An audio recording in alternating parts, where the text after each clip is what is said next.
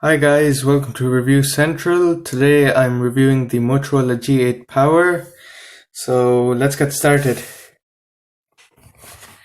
First of all, first impressions, the packaging is really nice. It reminds me of the packaging for the old Samsung phones, like the S4. They had similar type of boxes, and as you can see, it claims that it has a battery that lasts for 3 days. We'll see and find out, but first impressions, I think it looks good from the outside, like by just looking at the box. The speakers are tuned by Dolby, which is always good. Now let's open up the box and see what's inside. This is the phone itself. Let's just pop it out. Yeah, so it looks pretty nice.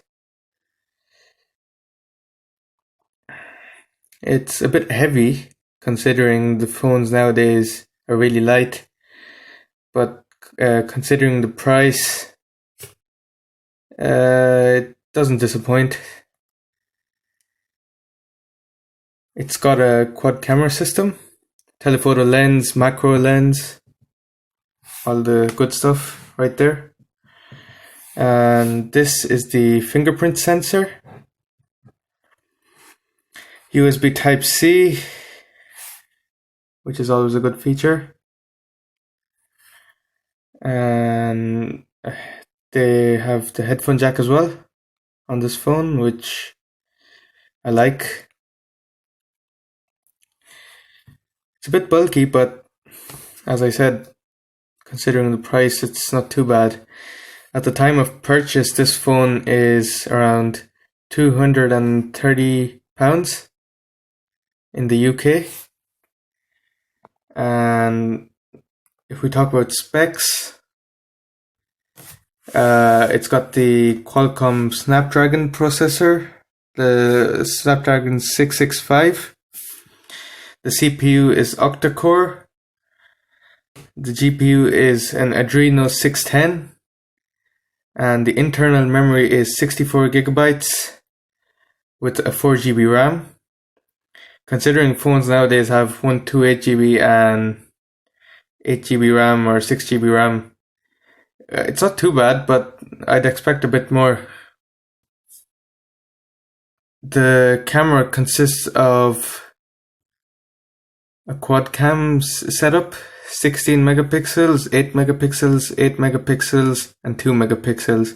The 16 megapixel camera is the wide lens, 8 megapixel is the telephoto lens, and the other 8 megapixel is the ultra wide lens, and the 2 megapixel is the macro lens. The front facing camera is located here in this corner, blends in with the screen.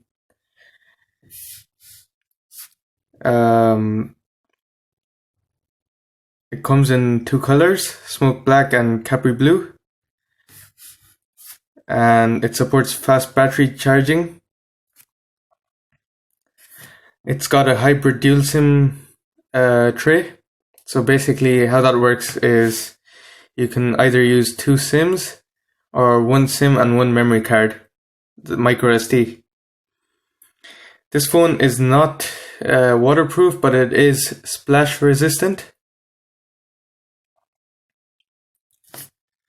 And the best part of this phone is that it comes with Android 10 out of the box. So you get the latest Android, which is really good. Right, so I've just turned on the phone and let's just peel this plastic off.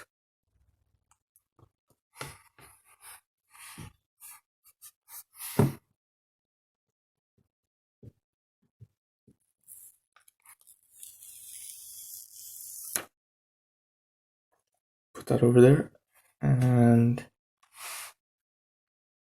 yeah. First impressions, the UI is quick and snappy, and It looks pretty good, and it's got Android 10, so that's always a plus point. I think the interface is copied from the Google Pixel phones, as it looks quite similar.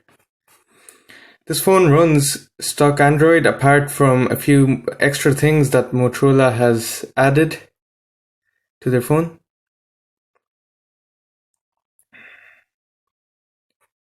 As you can see, this app here, the Moto app, if I open that up, it just tells you about the latest features in Android 10 and the Moto actions that the phone provides. Quick gestures, which is pretty good. I have tried them and I think they're good. Not on this phone, but in the shop, obviously.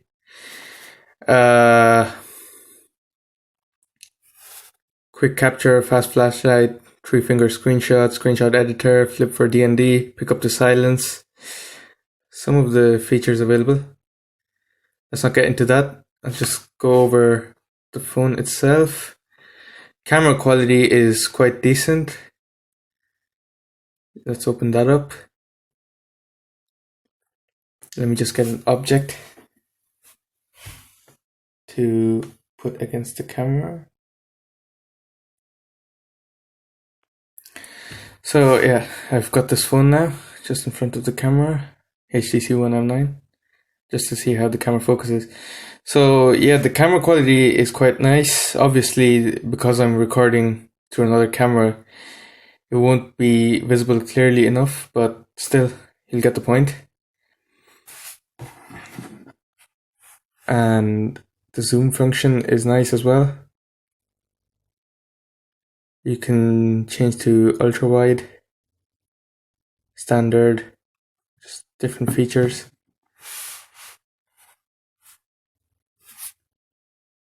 If you go into settings, you've got the photo size, video size, selfie camera, FHD, different settings, whatever.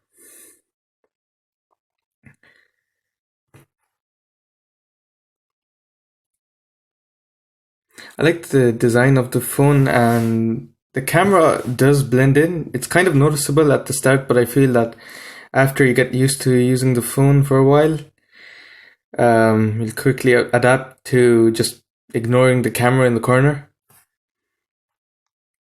The UI is decent, as I said, stock Android, so that's a good thing. If you go into settings here and sound, I just want to show the ringtones.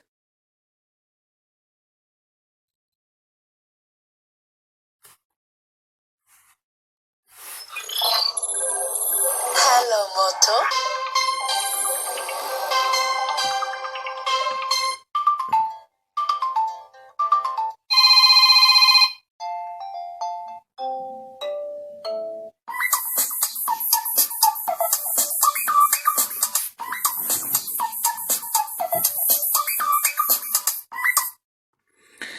So the ringtones, I don't really like them.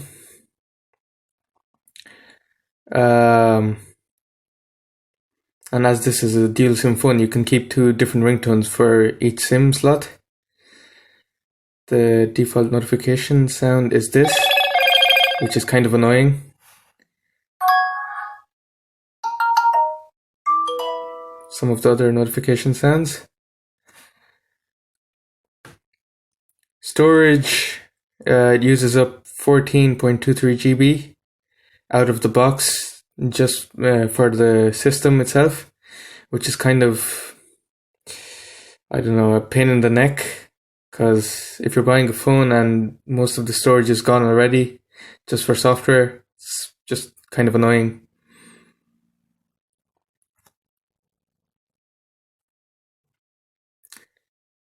The rear mounted fingerprint sensor is basically the Motorola logo.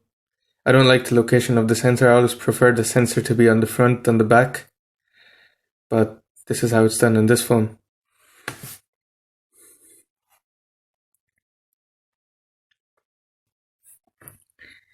In terms of sound quality, this phone is really good.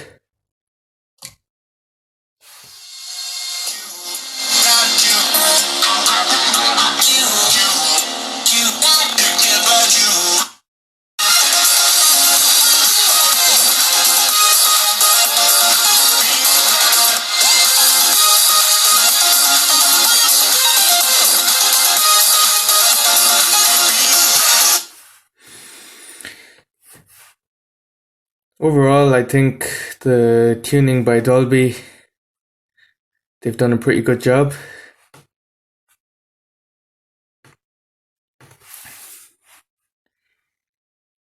And that's about it for this phone, I guess. It's mostly similar to a Google Pixel.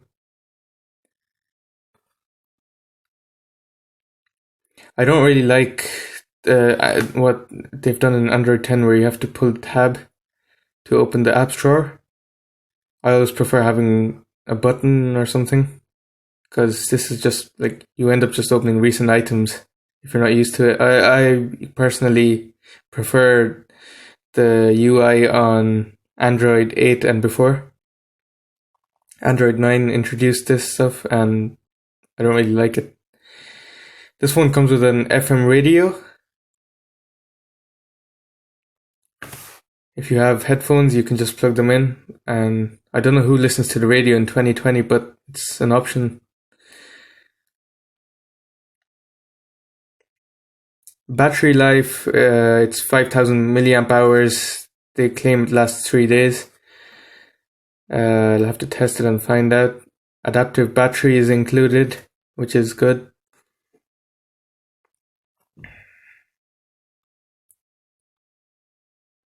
So, yeah, that's about it for this phone.